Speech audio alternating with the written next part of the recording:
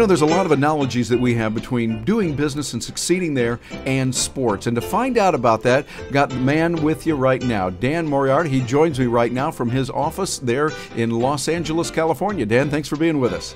Terry, it's my pleasure. Thanks for having me. Well, you've done a lot of things now, I know, as the sports host with Fox Sports News on the weekends. You've also done a lot with NHL. How many years? 12 years with the NHL? I had a nice even dozen years with the National Hockey League, and it was a great dozen years, I must say. I'm really biased, of course, to the sport of ice hockey, but it was a wonderful place, a great training ground for me, and then a great place to venture off from once I was done with my time there. Very good. Well, one thing I want to find out is right now, a lot of people that are watching this are entrepreneurs, they're salespeople, and they're going through some tough times right now. And I was thinking there's some great analogies, metaphors that we have with sports over to business. You've been around the block and you've talked to many famous celebrities. What kind of analogies and metaphors do you see from sports that relate directly to the world of business and entrepreneurs?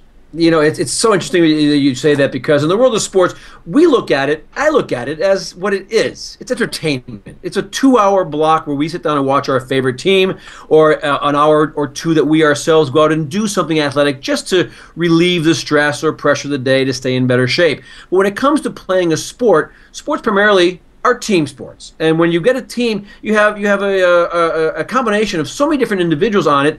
And it comes down to this, of working together, as far as you guys, you girls, whoever you are on the team, finding a common goal, a common, I guess, desire. Yes, that makes sense. Succeed. And as individuals on that team, it's good if you all can give for the common goal. And actually, when I speak of that, it comes down to teams, to individual sports also, because a tennis player, a golfer, a wrestler, sports like that, you still have coaches, people, men and women who teach you, but you all have the same goal. You have that pinnacle that you're trying to reach. And literally, I find businesses today, really, businesses from the beginning of time, are the same as a sports team. You have your guy who's aggressive, you have your guy who's more knowledgeable, you have your guy who's more calming, you have your guy who's a leader, you have your followers, but everyone's got to find their place. I can tell you this, Terry, in all my years of playing around sports, I can go into a hockey locker room, because that's the sport I played the most growing up. I went to college on a hockey scholarship. I can go into a locker room, and within 20 minutes of being in that locker room, I can tell you where every person in that room fits in the hierarchy of that team. How do you tell that? Well, what you do is you meet the individual. You talk to the individual. You see how people are when they're in the group setting, and who is the most animated, who is the most serious, who is the most quiet, off to the side. And you can feel this in a room as you're preparing to go and play a game. And as I say, go to battle, which is not really battle. We know it's only a sport. But as you get ready to go play the game, you find out who your people are that want to take an initiative or take a different place on the hierarchy of the team. That makes sense. Well, what about those times when it's really tough? You've seen teams, and I'm sure you could probably tell us some stories of teams that they were down. It's looking like there's only 2 minutes left. They're going to lose, and then they come back with a victory. What kind of stuff is there, the stuff that's inside that makes them say, we can do it, and they come back and win? What have you seen in the years that you've been in, doing games and doing commentary? What kind of things are necessary in that situation? Well, there's two things you're always going to find in winners. And a winner, I don't mean the person who wins the game. I mean the ones that give it their best, because you don't always win, Terry. Usually, in fact, when we apply for jobs, we don't get all those jobs. One person gets it, 50 applications are out the window. So it's called intestinal fortitude, is what you have to have first and foremost when you're going forward. I think out in the country we call that guts.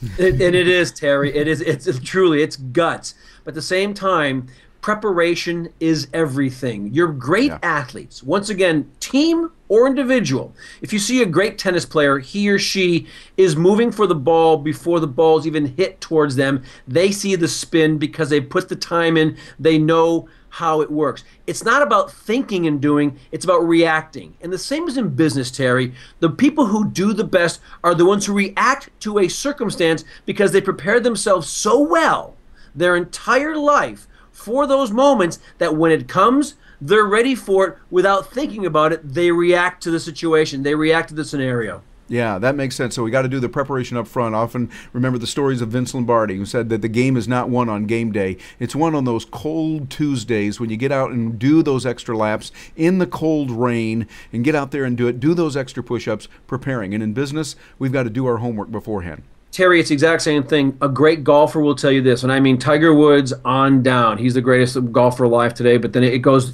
through all great golfers that are out there. They'll tell you, how do you become good? It happens out there in the dirt, on the range, when you put the hours in. There's a great story I just heard, in fact, this past weekend. Get this, on my radio show. I had a young man on who his name is Tony Gaffney. Now, Tony Gaffney, as you know right now, the Lakers are playing the Celtics in the NBA Finals. Tony Gaffney was in the Lakers camp at the beginning of the year. He got cut. He's now on the Celtics team. He's on the bench, but he's not playing, but he's on the team. He's on the roster. So here's a guy who's played for both these teams this year who are in the finals. And I asked him, when you're with the Lakers in camp, what was the most amazing thing you saw? And he said, I get there to camp and I'm saying to myself, I want to get a job in the National Basketball Association. I want to have a job. I want to be hired by somebody. And I have a shot right here with the Lakers. They're the reigning champions of the NBA, and I can possibly make this team. I'm going to do everything I can to make sure they can't cut me for lack of effort. So I'm going to be the first person in that gym every single morning for the workouts. Practice is 11 o'clock or noon. I'm there at 8 o'clock to make sure I get 3-4 hours extra. And the coaches see me, and then they say, this guy's committed. Well, I get there. Dan, I wasn't the first person in the gym. One guy beat me every single day. His name? Kobe Bryant. There's a reason Kobe Bryant is the greatest basketball player alive today. Because even though he can rest on his laurels of being a 4-time NBA champ, maybe 5 times this year, we'll find out in the next few days, or Olympic gold medalist, or NBA player of the year, or I can go on the list of accolades. Here it is in training camp. He's beating into the gym the kid who's looking for a free agent contract just to survive in the league. Here's a guy who has hundreds of millions of dollars, Terry. He's still the first one in the gym. Yeah, and that's the important thing, that we go back and always keep going, no matter how far you've gone, no matter what kind of progress you've made. Keep going back there. Be that first one in the gym in the early morning hours, getting up when you really would rather stay in bed and getting out there and doing it. Dan, thanks for sharing that. That's very important. If someone wants to get in touch with you, what's the best way for them to do that?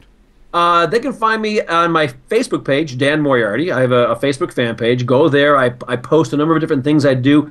The Tony Gaffney interview, in fact, is going to get hosted this afternoon, so you can hear that entire interview with myself and my co-host Derek Deese. You can also hear me on weekends. I'm at noon to 4 Eastern Standard Time on Fox Sports Radio around the country. Wherever you are in your neighborhood, just find Fox Sports on your AM dial, and you'll find me there. Once again, noon to 4 Eastern Standard Time, 9 to 1 Pacific, on Fox Sports Radio, both Saturday and Sunday. And you can just find me also, follow me on Twitter at Dan Moriarty. Very good. And Dan, glad to have you here on Skype video and doing one of the first Skype videos here with you. So welcome to the world of Skype. We're glad to have you on board. Terry, I appreciate the leadership. Yeah, there we go. Well, good to have you on board, my friend, and we will look forward to talking with you a little bit later. Thanks, Terry. Same here.